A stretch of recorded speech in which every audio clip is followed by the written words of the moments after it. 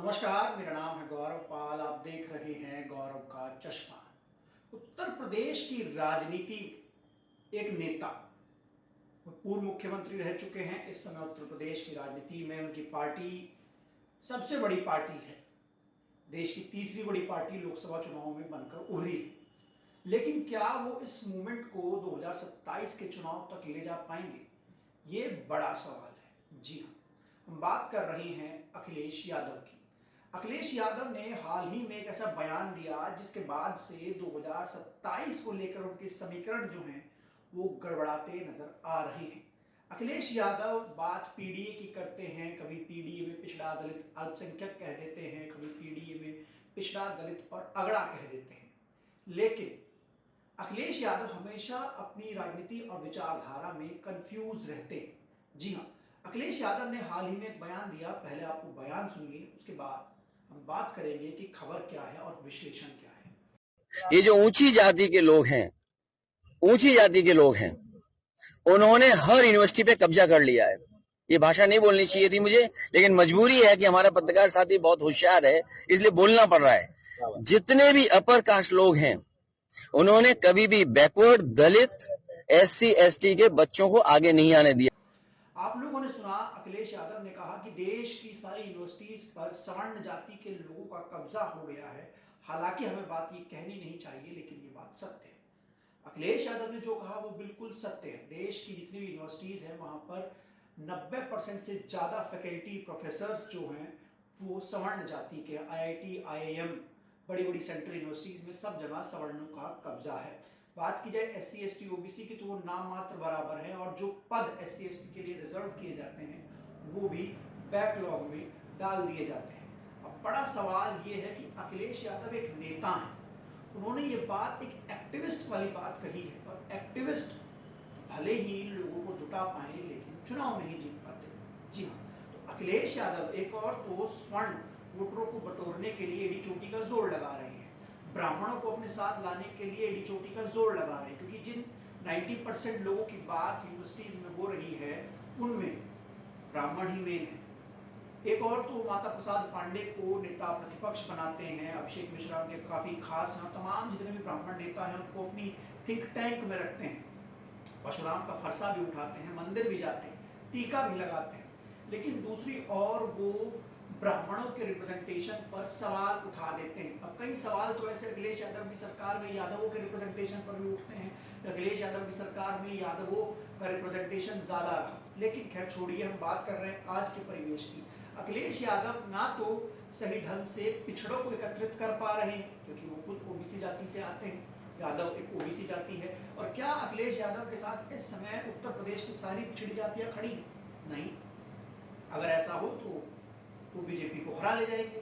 लेकिन ना ही तो अखिलेश यादव OBC की जातियों को जोड़ पा रहे हैं, ना ही अखिलेश यादव दलितों में कुछ खास कर पा रहे हैं, क्योंकि दलितों को स्टैंड लेने से वो डर जाते हैं। अभी हाल ही में मथुरा की घटना हुई जहां पर यादव समाज के कुछ लोगों ने दलित जो बेटियां थी, जिनकी शादी थी, उनकी शादी में जाकर उत्पात मचाया, शोषण किया, अत्याचार किया, मारपीट की। उस पर अखिलेश यादव के मुंह से कुछ नहीं फूटा। तो अखिलेश यादव कहीं ना कहीं अगर एक ओवरऑल पोजीशन देखी जाए तो अपनी जाति के ही नेता बनकर रह गए हैं। और जिस तरीके से अखिलेश ने ये बयान दिया है, एक नेता का इस तरीके से बयान देना कहीं ना कहीं उसकी राजनीतिक अपरिपक्वता को दर्शाता है कि आप एक वर्ग को टारगेट कर दे रहे हैं। हाँ, अखिलेश यादव जब ये बात बोलते हुए अच्छे लगते जब वो 85% बहुजन समाज को अपने साथ ले आते। अब ना ही तो उनके साथ 85% बहुजन समाज है और ना ही ये 15% अगड़ा समाज है। अब अखिलेश यादव दोनों से ही बुरे बन गए हैं। बात की जाए जाट, कोरी, जाट, कुर्मी और तमाम पटेल, अन्य मौर्य जातियों की, वो भी अखिलेश यादव के साथ खड़ी हुई नजर नहीं आ रही है। तो अखिलेश यादव का ये बयान, या तो अखिलेश यादव के सलाहकार जो अखिलेश यादव को सलाह दे रहे हैं बीजेपी के यहाँ से तनख्वाह ले रहे हैं, या फिर अखिलेश यादव ने ये अनमेच्योरिटी में बयान दिया है, क्योंकि वो जान नहीं पा रहे हैं कि इस बयान से उनका जो वो ब्राह्मण वोटर्स को अपने साथ लाने की कोशिश कर रहे थे उसमें कितना नुकसान होगा। हालांकि ब्राह्मण वोटर अखिलेश के साथ जाता हुआ भी दिखाई नहीं दे रहा है, तो ऐसा भी हो सकता है कि अखिलेश ने सोचा हो कि छोड़िए, अगर ब्राह्मण साथ नहीं आ रहा है तो ब्राह्मणों को टारगेट कर दलितों और पिछड़ों को साथ ले आए। लेकिन अखिलेश यादव दलितों और पिछड़ों को भी साथ नहीं ले पाएंगे, क्योंकि उस तरीके से उनका स्टैंड नहीं दिखाई दे रहा है। जब किसी को पूर्ण बहुमत की सरकार बनानी होती है तो तमाम जातियों के समीकरण करने होते हैं, उनको साथ मिलाना होता है, और यही है उसका तरीका, यही है कि उन सब जातियों को साथ में जोड़े। आपने बीएसपी सुप्रीमो मायावती को देखा होगा, वो कभी किसी धर्म जाति को लेकर टीका टिप्पणी नहीं करती हैं, और जबकि उनकी विचारधारा और आइडियोलॉजी जो है वो एकदम से साफ है। तो ऐसे में योगी आदित्यनाथ ने एक बात कही थी कुछ दिनों पहले कि जब तक अखिलेश यादव और राहुल गांधी हैं, हम लोगों को चिंता नहीं है, भाजपा जीतती रहेगी। ये बात अखिलेश यादव और ये बात योगी आदित्यनाथ ने अखिलेश यादव और राहुल गांधी के लिए कही।